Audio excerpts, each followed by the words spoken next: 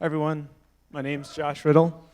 I've been an entrepreneur for most of my professional life, and it's been much more of an emotional journey than a financial one. So today I want to share something with you that originally was to help me in business, but ended up changing my entire life for the better. So I hope this will help some of you make changes in your life and achieve those goals you've desired. Disruption and radical are very strong terms, but disruption, by definition, is to interrupt the normal progress or activity of something. And radical is to change the fundamental nature of something, very different from the usual or traditional. We may think initially of large disruptive changes in culture or markets or society, but true radical change begins with an individual. How can we possibly change the entire population if we can't change ourselves?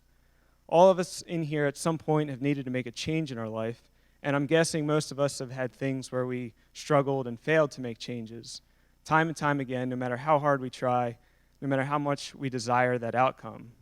In fact, some of the things that we think are normal in life are actually quite the opposite. How many of us actually save enough for retirement, eat healthy, exercise daily, seek jobs that we love? Some of these things are just concepts that we've tried and failed. So why is this? We have to look at our underlying thought structures. I'm fat, I'm stupid, I'll never succeed, the world's against me, or I deserve this, people should appreciate me, I'm special. These are our perceptions of our reality, and we tell ourselves these things time and time again. Underlying these thoughts is fear and pain. These two things serve to protect us from danger or discomfort, but in the end can lead to self-destructive behaviors and thoughts. It's a house of cards we build around ourselves, which can end up keeping us in place. We then rationalize why we don't change. I can quit anytime I want, everybody else is doing it, I would just fail anyway. In the end, our house of cards comes crashing down on top of us because these thoughts are simply to decrease the amount of stress from having conflicting beliefs. So over time, the small steps we can't see and the large steps are too big to achieve. We're stuck and we can't go anywhere. So change is impossible, seemingly, because of our subconscious. We're fighting against ourselves. So if we're fighting against ourselves, how can we possibly make a radical change and achieve those goals we want? Mindfulness and commitment. There's an entire study of psychology around these two terms, and I just want to introduce them to you today. By practicing these two things, we can begin to achieve the goals we want and break through these subconscious structures. Mindfulness is the open, active state of attention on the present.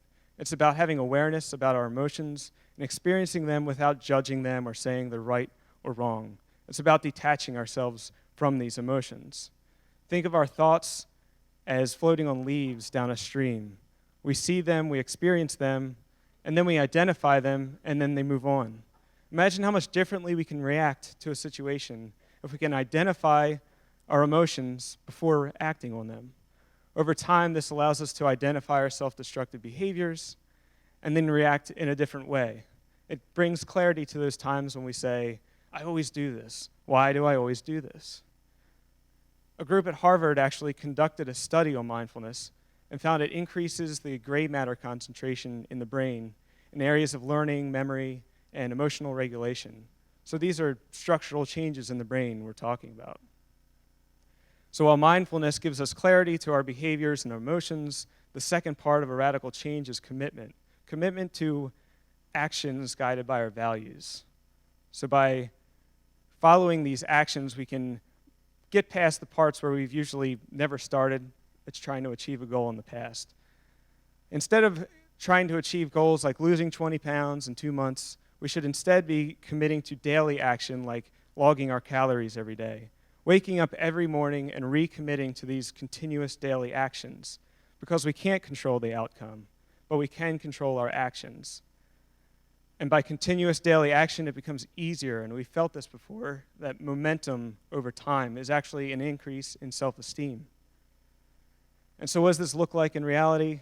It means accepting our shame and reaching out to someone we've hurt, accepting anger and reaching out to someone that has hurt us, accepting our emotions and not hiding behind drugs, alcohol, food, and procrastination. So if there's one slide to remember from this, it's this one. If you want to make a change in your life or have struggled with something in the past, simply look up these phrases.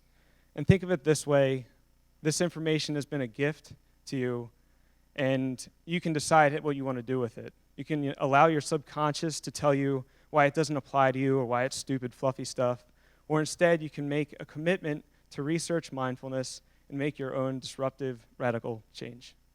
Thank you.